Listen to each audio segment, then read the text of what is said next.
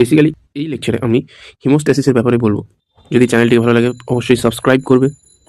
আর আশা করি হিমোস্ট্যাসিসের পুরো বেসিসটা এখানেই বুঝতে পারবে।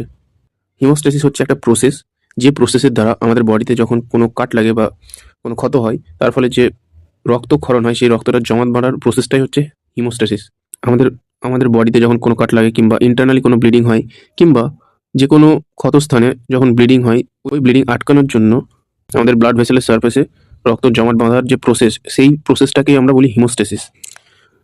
যদি আমরা ডেফিনেশন দেখি, haemostasis is the process of forming clot in the walls of damage blood vessel.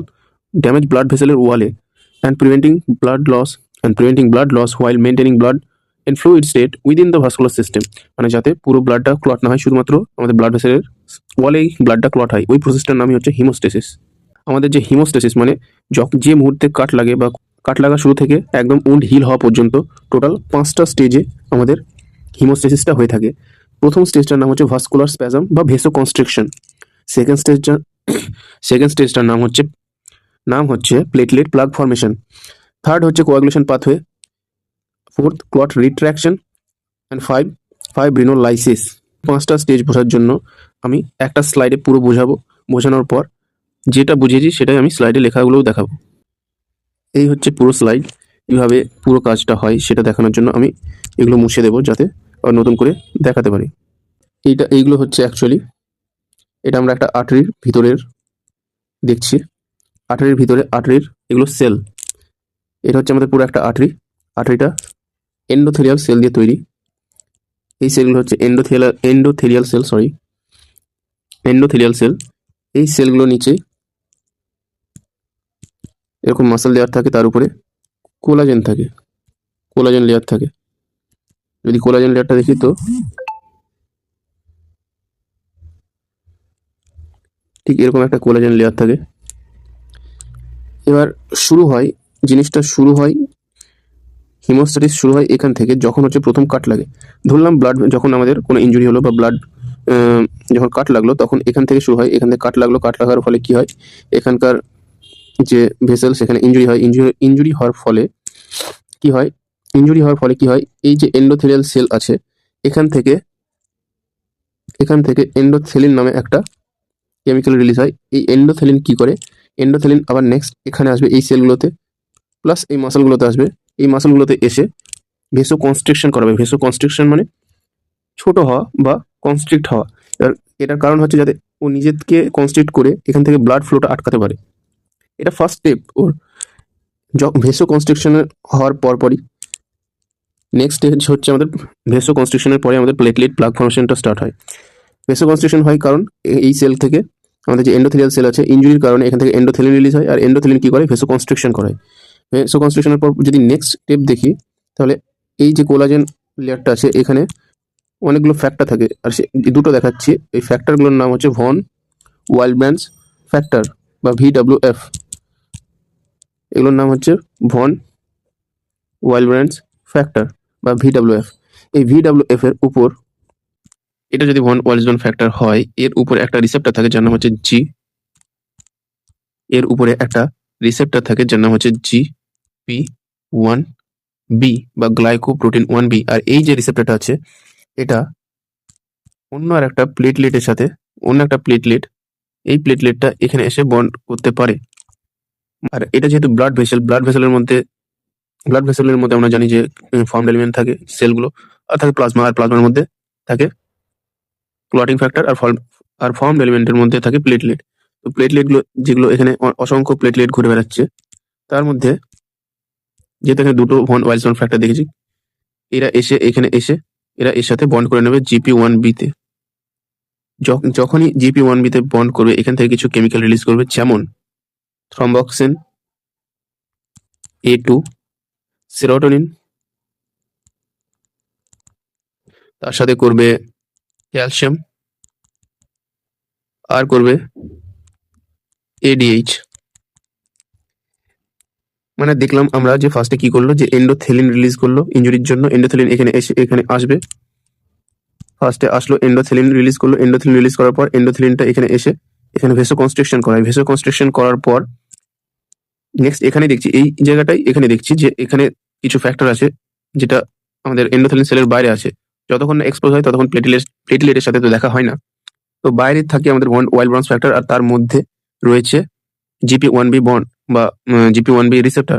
এইখানে যে প্লেটলেট গুলো আছে ওই প্লেটলেট গুলো এখানে এসে ওই GP1B রিসেপ্টরে এসে বসে যাবে, মানে ওখানে বন্ড করবে। আর বন্ড করার পরেই এখান থেকে রিলিজ হবে থ্রম্বক্সিন A2, সেরোটোনিন, ক্যালসিয়াম আয়ন আর ADH। নেক্সট স্টেপ হচ্ছে এই কেমিক্যাল গুলো রিলিজ হলো, এরা অন্য যে আরো যে প্লেটলেট গুলো আছে ওদেরকে স্টিমুলেট করবে। কি করার জন্য? এই দিকে ধেয়ে আসবে এবার, মানে ওদেরকে স্টিমুলেট করবে যে আরো প্লেটলেট ওইখানে পৌঁছাতে যেখানে আমাদের ইনজুরি হয়েছে। আর মজার ব্যাপার হচ্ছে কি, প্লেটলেট কি করছিল, প্লেটলেট ভন ওয়াইলসবর্ন ফ্যাক্টরের সাথে GP1B রিসেপ্টরে কানেক্ট হচ্ছিল। আর এর নিজের মানে প্লেটলেটের নিজের একটা বন্ড থাকে, নিজের একটা রিসেপ্টর থাকে যার নাম হচ্ছে GP2B3A। এরা দুজন এইটাতে বন্ড করবে, এরা দুজন এই রিসেপ্টরে বন্ড করবে, আর প্লেটলেট ভন ওয়াইলসবর্ন ফ্যাক্টরের সাথে GP1B তে বন্ড করবে, করে এরা এখানে কানেক্ট হবে। তো বললাম যে ফার্স্টে প্লেটলেট আসলো GP1B তে বন্ড করে, ওখান থেকে রিলিজ করলো থ্রম্বক্সিন A2, serotonin, calcium ion, ADH। এরা আবার নেক্সট স্টিমুলেট করবে আরো প্লেটলেটদের। ওদের স্টিমুলেট করার পর যে স্টিমুলেট করার পর অনেকগুলো প্লেটলেট ধেয়ে আসবে ঠিক আমাদের ইনজুরির দিকে, এসে কি অনেকগুলো প্লেটলেট একসাথে বসতে স্টার্ট করবে, করে এই জায়গাটা পুরো ভরিয়ে দেবে। আর এই জায়গাটা যখন ভরিয়ে দেবে মনে হবে যেন যে চার্জারে যেরকম প্লাগ লাগায় সেটা এখানে প্লাগের মতো বসে গেছে। ওই কারণে এটা হচ্ছে আমাদের সেকেন্ড স্টেজ, আর এটার নাম হচ্ছে platelet plug formation. Platelet plug formation আমাদের দুটো স্টেজ কিন্তু কমপ্লিট। তো এইটুকু আমি বলে দিই যে ফার্স্টে আমরা কি করলাম। ফার্স্টে আমরা করলাম যে এখানে ইনজুরি হয়েছে, এখানে কেটে গেছে হাত, হাত কাটার ফলে এই যে এন্ডোথেলিয়াল সেল আছে, এটা আর্টারির সেল, এই সেল থেকে এন্ডোথেলিন রিলিজ হবে। এন্ডোথেলিন রিলিজ হওয়ার জন্য এন্ডোথেলিনটা এখানে এসে এখানকার যে মাসল টিস্যু আছে, কোলাজেন আছে, ওদেরকে ভেসো কনস্ট্রিক্ট করাবে ওর আশেপাশে। ভেসো কনস্ট্রিক্ট করার ফলে এই জায়গাটা ছোট হবে, যাতে এখান থেকে ব্লাড লস কম হয়। আর এটার পরেই আমাদের এখানে দেখলাম যে দুটো নয় অনেকগুলো আছে, এখানে দেখালাম দুটো ভন ওয়াইলসম্যান ফ্যাক্টর, এদের উপর রিসেপ্টর আছে GP1B, ওদের উপর কানেক্টেড হবে কে? প্লেটলেট কানেক্ট হওয়ার পর নেক্সট এরা রিলিজ করবে থ্রম্বক্সিন A2, serotonin, calcium ion, ADH। এগুলো রিলিজ করার ফলে অন্য যে প্লেটলেটগুলো আছে ওরা স্টিমুলেট হয়ে এদিকে ধাবিত হবে, হয়ে ওরা নিজেদের মধ্যে বন্ড প্লেটলেটের মধ্যে বন্ড হবে, সেটা হচ্ছে GP2B/3A। এতে বন্ড করে একটা প্লাগ লাইক ফর্মেশন করবে, ওই জন্য এই স্টেজটার নাম হচ্ছে প্লেটলেট প্লাগ ফর্মেশন। এটার পরেই আমাদের কোয়াগুলেশন পাথওয়ে শুরু। তো এখানে আমাদের যে এখানে আবার কি হবে, যে এখান থেকে আমাদের যে কোলাজেন আছে এখান থেকে হাই মলিকুলার ওয়েট কিনোজেন আর অ্যান্ড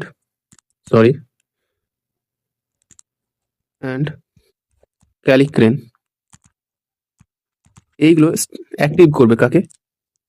আমাদের একটা ক্লটিং ফ্যাক্টরকে, তার নাম হচ্ছে 12 নম্বর ক্লটিং ফ্যাক্টর। এটা হচ্ছে ইনঅ্যাক্টিভ, একে অ্যাক্টিভ করবে এই জিনিসগুলো, হাই মলিকিউলার ওয়েট কিনোজেন অ্যান্ড ক্যালিক্রেন। আর এগুলো আসবে আমাদের যে ইনজুরি হয়েছে, ইনজুরির জন্য কোলাজেন যে ফাইবার আছে ওখান থেকে আমাদের ব্লাড ভেসেলে ঢুকবে। ব্লাড ভেসেলে ঢোকার ফলে ওইগুলো আমাদের ব্লাড সার্কুলেশন যেহেতু কন্টিনিউয়াস ক্লটিং ফ্যাক্টর রয়েছে, ওখানে যখন ফার্স্ট আসবে এগুলো আসবে সেটা আমাদের 12 নম্বর ক্লটিং ফ্যাক্টরকে অ্যাক্টিভ করবে। এই অ্যাক্টিভ করার ফলে কিন্তু 12 নম্বর যে ক্লটিং ফ্যাক্টর আছে ওটা অ্যাক্টিভ হয়ে যাবে, আর তারপর নেক্সট স্টেপটা শুরু হবে। এখানে আমি ডিসকাস করছি না কোয়াগুলেশন পাথওয়ে আমি স্লাইডের মধ্যে ডিসকাস করবো, কিন্তু ধরে নিলাম যে এখানে কোয়াগুলেশন পাথওয়ে হয়ে গেল। কোয়াগুলেশন পাথওয়ের একদম এন্ডে তৈরি হয় ফাইব্রিন ক্লটটা একটা চাদরের মতো এসে এই যে আমাদের প্লেটলেট প্লাগ ফর্মেশন হয়েছে এর উপর এসে এরকম চাদরের মতো বসে যায়, এখানে এসে বসে যায়। এটা হচ্ছে আমাদের 3 নম্বর স্টেজ কোয়াগুলেশন পাথওয়ে। 3 নম্বরের শেষে তৈরি হবে ফাইব্রিন ক্লটটা এর উপর এসে বসে যাবে।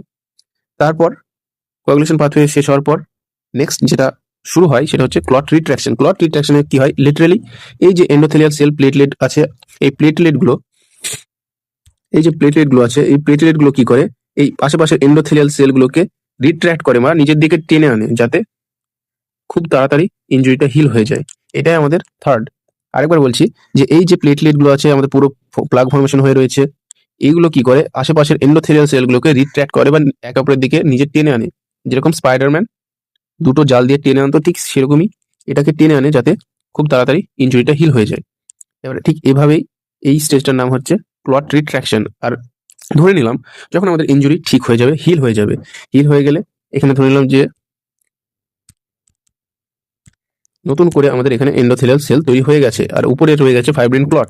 এবার লাস্ট যে স্টেপ, লাস্ট স্টেপে কি হবে, লাস্ট স্টেজে কি হবে, লাস্ট স্টেজে আমরা একটা জিনিস দেখতে পাবো, সেটা হচ্ছে আমাদের যে ব্লাড ভেসেল আছে ওরই সারফেসে রয়েছে টিস্যু, ওরই সারফেসে রয়েছে টিস্যু প্লাজমিনোজেন অ্যাক্টিভেটর। এই টিস্যু প্লাজমিনোজেন অ্যাক্টিভেটর প্লাজমিনোজেনকে প্লাজমিনে অ্যাক্টিভেটর করায়। আর প্লাজমিনোজেন একটা কাঁচির মতো, প্লাজমিন একটা কাঁচির মতো। প্লাজমিনের লাইফের একটাই লক্ষ্য যে ও নিজে একটা কাঁচির মতো কাজ করে, ওই জন্য ও আসবে এখানে, এসে এই যে ফাইব্রিন ক্লটটা আছে যেটা অলরেডি হিল হয়ে গেছে এখন, এবার একে কি করবে, একে আস্তে আস্তে চেঁচে চেঁচে কেটে কেটে তুলে দেবে, তুলে এই জায়গাটা আগের মতো স্মুথ করে দেবে বা আগের মতো করে দেবে। তো এটা এর লাস্ট স্টেপ। যে লাস্ট স্টেপে কি হয়, টিস্যু প্লাজমিনোজেন অ্যাক্টিভেটর প্লাজমিনোজেনকে প্লাজমিনে কনভার্ট করে, প্লাজমিন এসে এই যে ফাইব্রিন ক্লটটা আছে এটাকে তুলে দেয় কেটে কেটে, আর এটার নাম হচ্ছে ফাইব্রিনোলাইসিস। এবার পুরো জিনিসটা যদি একবারে বলি আমি, আর কোয়াগুলেশন পাথওয়েটা আমি এখন বলছি না, এটার পরেই আমি কোয়াগুলেশন পাথওয়েটা যাবো, কারণ ওটা একটা বড় প্রসেস।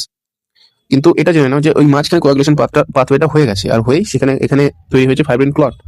তো স্টার্টিংয়ে কি হয়, স্টার্টিংয়ে হয় যে স্টার্টিংয়ে হয় যে এখানে ইনজুরি হয়েছিল, ইনজুরি হওয়ার জন্য কি হয়, ইনজুরির জন্য এই যে এন্ডোথেলিয়াল সেল থেকে এন্ডোথেলিন রিলিজ হয়। এন্ডোথেলিন রিলিজ হওয়ার ফলে এখানে এসে এই যে কোলাজেন ফাইবার আছে আর আশেপাশের মাসল লেয়ার আছে, এখানে ভেসো কনস্ট্রিক্ট করায়। ভেসো কনস্ট্রিক্ট করার ফলে জায়গাটা ছোট হয় আর একটা প্রথম স্টেজ ওর মানে ফার্স্ট স্টেপ শুরু হয় আর কি, যে কোয়াগুলেশন করাবে বা হিমোস্ট্যাসিসের এটা ফার্স্ট স্টেপ। তো নেক্সট স্টেপে কি করে, এখানে দুটো ফ্যাক্টর আছে যার নাম হচ্ছে ভন ওয়াইলসম্যান ফ্যাক্টর বা ভিডব্লিউএফ। ওদের উপর বন্ড করে কে প্লেটলেট, এখানে আমাদের ব্লাড ভেসেলের মধ্যে যে প্লেটলেট আছে ওরা এসে বন্ড করে কিসে, GP1B নামে রিসেপ্টরে।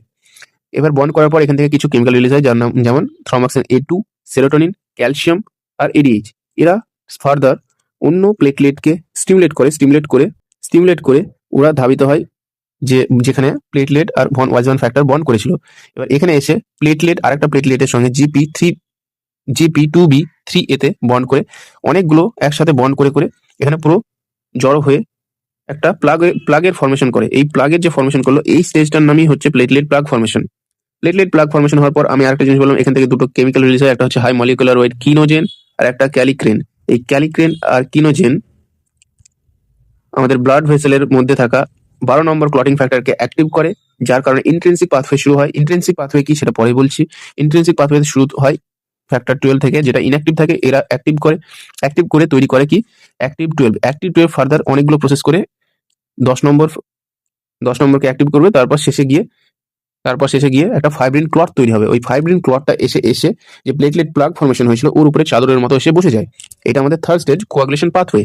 এই কোয়াগুলেশন পাথওয়ে ঠিক শেষ হওয়ার পরেই এখানে যে প্লেটলেটগুলো আছে ওই প্লেটলেটগুলো কি করে, প্লেটলেটগুলো আশেপাশের এন্ডোথেলিয়াল সেলগুলোকে রিট্র্যাক্ট করে বা নিজের দিকে টেনে আনে। আর এই স্টেজটার নাম হচ্ছে ক্লট রিট্রাকশন। আর যে লাস্ট স্টেজটায় কি হয়, যে যেহেতু হিল হয়ে গেছে আর দরকার নেই, ফাইব্রিন ক্লটের আর প্রয়োজন নেই, এবার ওটাকে তুলে ফেলতে হবে।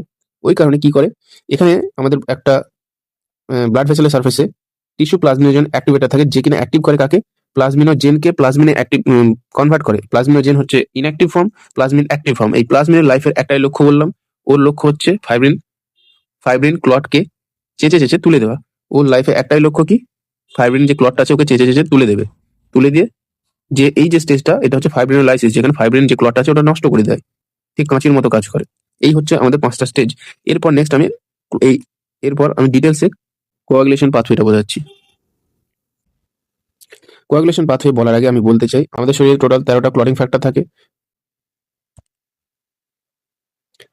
এই ক্লটিং ফ্যাক্টরগুলো তৈরি হয় এই ক্লটিং ফ্যাক্টরগুলো কিন্তু তৈরি হয় লিভারে, আর আমাদের ব্লাড সার্কুলেশনে কন্টিনিউয়াস সার্কুলেটিং হয়ে যাচ্ছে। তো ফার্স্ট যে ফ্যাক্টর তার নাম হচ্ছে ফাইব্রিনোজেন, সেকেন্ড হচ্ছে প্রোথ্রম্বিন, থার্ড হচ্ছে থ্রম্বোপ্লাস্টিন বা টিস্যু ফ্যাক্টর, ফোর্থ হচ্ছে আমাদের লিটারালি ক্যালসিয়াম আয়নটাই আমাদের ফোর্থ যে ক্লটিং ফ্যাক্টর। ফ্যাক্টর 5 হচ্ছে লেবিয়াল ফ্যাক্টর বা ফ্যাক্টর 5 হচ্ছে আমাদের লেবিয়াল ফ্যাক্টর। ফ্যাক্টর 6টাই কিন্তু আমাদের প্রেজেন্টে কোনো আর অস্তিত্ব পাওয়া যায় না, ওই জন্য একে ধরেও না। ফ্যাক্টর 6 হচ্ছে আমাদের স্টেবল ফ্যাক্টর 7 হচ্ছে আমাদের স্টেবল ফ্যাক্টর, যেটা এক্সট্রিনসিক পাথওয়েতে হেল্প করে। ফ্যাক্টর 8 হচ্ছে আমাদের অ্যান্টি হিমোফিলিক ফ্যাক্টর, যেটার কারণে কিন্তু এটার অ্যাবসেন্স, এটা ডেফিসিয়েন্সিতেই কিন্তু হিমোফিলিয়া হয়। ফ্যাক্টর 9 হচ্ছে আমাদের ক্রিসমাস ফ্যাক্টর। ফ্যাক্টর 10 হচ্ছে আমাদের স্টুয়ার্ট পাওয়ার ফ্যাক্টর। ফ্যাক্টর 11 হচ্ছে প্লাজমা থ্রম্বোপ্লাস্টিন অ্যান্টিসিডেন্ট। ফ্যাক্টর 12 এর নাম হচ্ছে হেগম্যান ফ্যাক্টর, আর ফ্যাক্টর 13 হচ্ছে ফাইব্রিন স্টেবিলাইজার ফ্যাক্টর। আর কেনই বা ফাইব্রিন স্টেবিলাইজার ফ্যাক্টর ওটাও বলবো। এরপর চলে আসি ডাইরেক্ট আমাদের কোয়াগুলেশন পাথওয়েতে। পাথওয়ে আমি বললাম যে লাস্ট আমরা দেখেছিলাম যে প্ল্যাটলেট প্লাগ ফর্মেশন হলো। প্ল্যাটলেট প্লাগ ফর্মেশনের শেষে কোয়াগুলেশন পাথওয়ে শেষে একটা ফাইব্রিন ক্লট উপরে চাদরের মতো বসে যাচ্ছে। এবার ওটা তৈরি কিভাবে হচ্ছে, ওই পাথওয়েতে কিভাবে তৈরি হচ্ছে ওটাই আমরা দেখবো। তো তো এন্ডোথেলিয়াল ড্যামেজ যখন হয়, বললাম যে ওখান থেকে দুটো জিনিস রিলিজ হয়, সেটা হচ্ছে ক্যালিক্রেন হাই মলিকুলার ওয়েট কিনোজেন। এই দুটো জিনিস, এই যে ইনঅ্যাক্টিভ 12 নম্বর ফ্যাক্টরটা আছে, আমাদের সব ফ্যাক্টর কিন্তু ইনঅ্যাক্টিভ, তাদেরকে অ্যাক্টিভ করা হয়। তো ইনঅ্যাক্টিভ যে 12 নম্বর ক্লটিং ফ্যাক্টর, সেটা অ্যাক্টিভ 12 নম্বর ক্লটিং ফ্যাক্টরে কনভার্ট হয়। নেক্সট, যেহেতু 12 নম্বর ক্লটিং ফ্যাক্টর নিজে কিছু করতে পারবে না, ওই জন্য ও হাই মলিকুলার ওয়েট কিনোজেনের হেল্পে 11 নম্বরকে অ্যাক্টিভ করে। এবার 11 নম্বর ক্যালসিয়ামের হেল্পে 9 নম্বরকে অ্যাক্টিভ করে। 9 নম্বরও ক্যালসিয়ামের হেল্পে আর 8 নম্বরের হেল্পে 9 নম্বরের হেল্পে আর 8 নম্বরের হেল্পে 10 নম্বরকে অ্যাক্টিভ করে।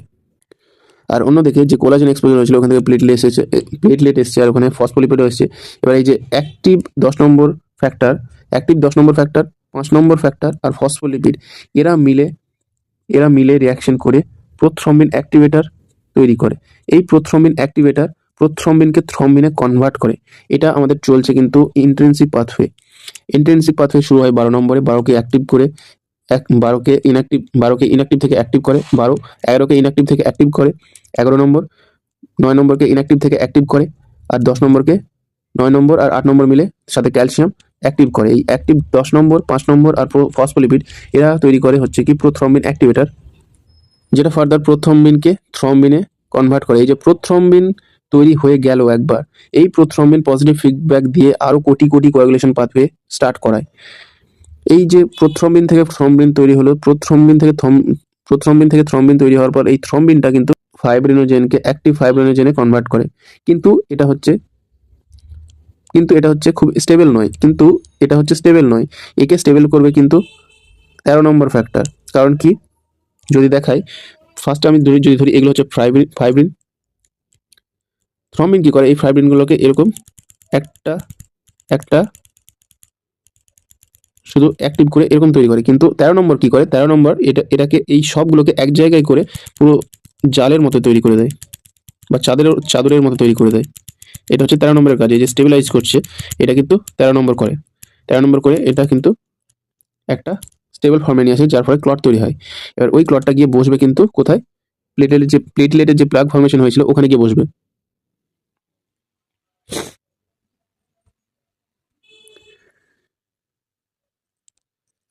এক্সটেন্সিভ পাথওয়েটা আরেকবার বলে দিই। এক্সটেন্সিভ পাথওয়েতে কি হলো, যে এখানে ক্যালেক্রিয়ান বা হাই মলিকুলার ওয়েট কিনোজেন, এর তো ইনঅ্যাক্টিভ 12 নম্বরকে অ্যাক্টিভ করলো, অ্যাক্টিভ 12 নম্বর, ইনঅ্যাক্টিভ 11কে অ্যাক্টিভ 11, সেম। আর ক্যালসিয়ামগুলো ভুলবে না কেউ।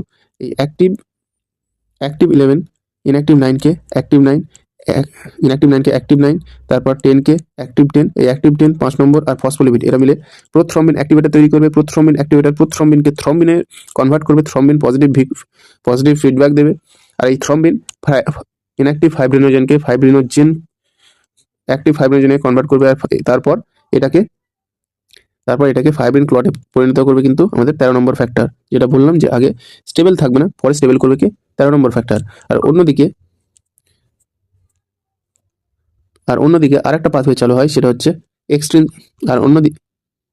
অন্যদিকে আরেকটা পাথওয়ে চালু হয়, সেটা হচ্ছে এক্সটেন্সিভ পাথওয়ে। এক্সটেন্সিভ পাথওয়েটা খুবই ছোট একটা পাথওয়ে, যেখানে টিস্যু ট্রমার কারণে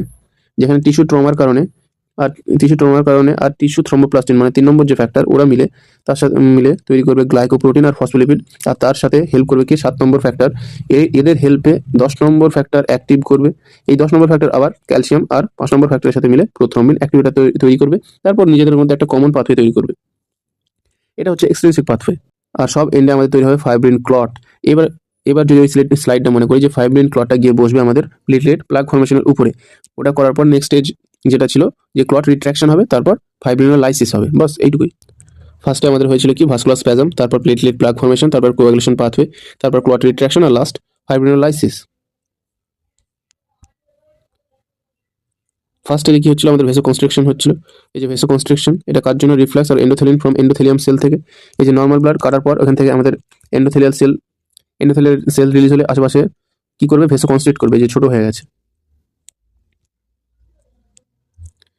নেক্সট স্টেজে কি হবে, প্লেটলেট প্লাগ ফরমেশন। এখানে কি বলেছিলাম যে এখানে এক্সপোজ কোলনের জন্য one wild branch factor expose হবে, আর এর উপরে থাকে কি,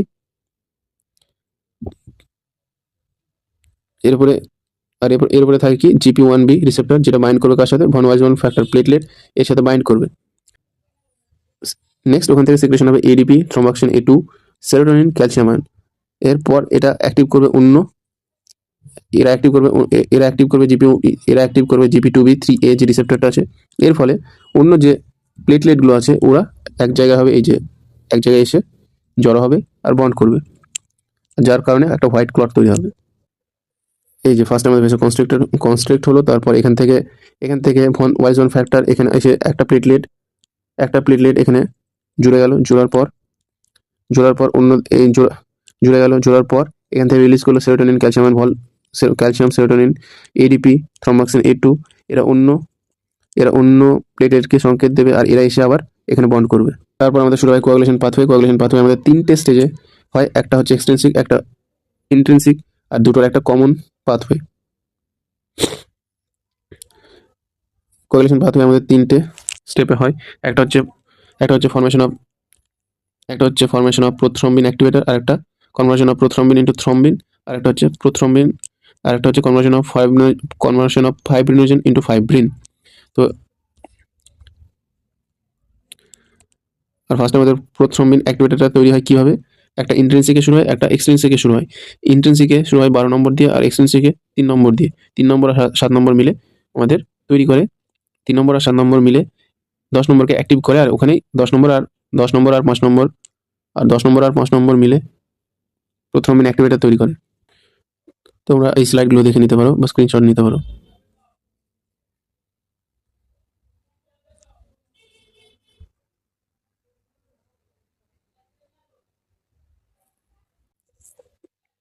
এরপর বললাম যে ক্লট রিট্রাকশন হবে। ক্লট রিট্রাকশন কিভাবে হয়, যে আশেপাশের এন্ডোথেলিয়াল সেলগুলোকে টেনে ধরে। After the formation blood clot start contracting. Last স্টেজে হবে ফাইব্রিনোলাইসিস, যেখানে বলেছিলাম যে ফাইব্রিন যে ক্লটটা আছে সেটাকে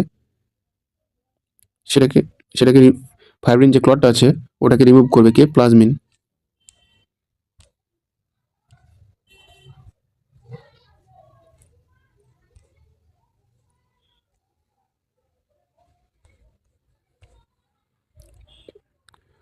থ্যাংক ইউ ফর ওয়াচিং। যদি ভালো লাগে লাইক, শেয়ার অ্যান্ড সাবস্ক্রাইব।